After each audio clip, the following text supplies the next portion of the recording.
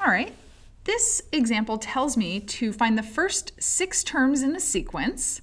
So I'm finding the first 6 terms in this recursive sequence, and hence write an explicit formula. So that's telling me that whatever this sequence ends up being, it can also be expressed explicitly. It doesn't have to be just a recursive formula. So let's see what we've got here.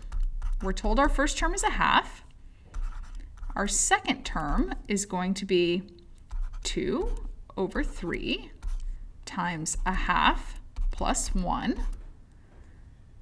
I can simplify that. That's going to be 2 over 3 times 3 over 2. So that's going to end up becoming 1.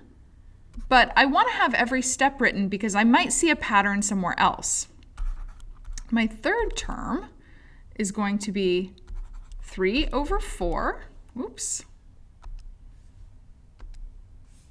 All right, 3 over 4 times 1 plus 1.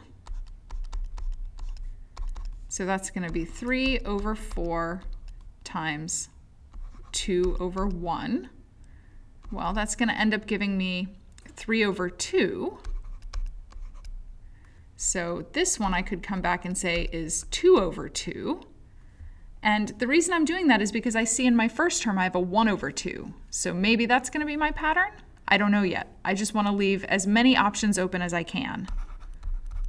All right, fourth term is going to be 4 over 5 times 3 over 2 plus 1.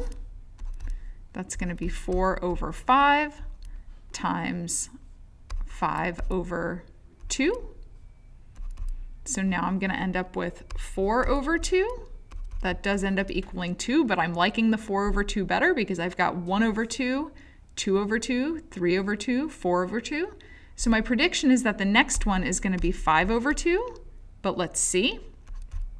So that's what I'm asking myself. So my fifth term is going to be 5 over 6 times 2. So I'm going to leave that as 4 over 2. Plus 1 is, of course, 2 over 2.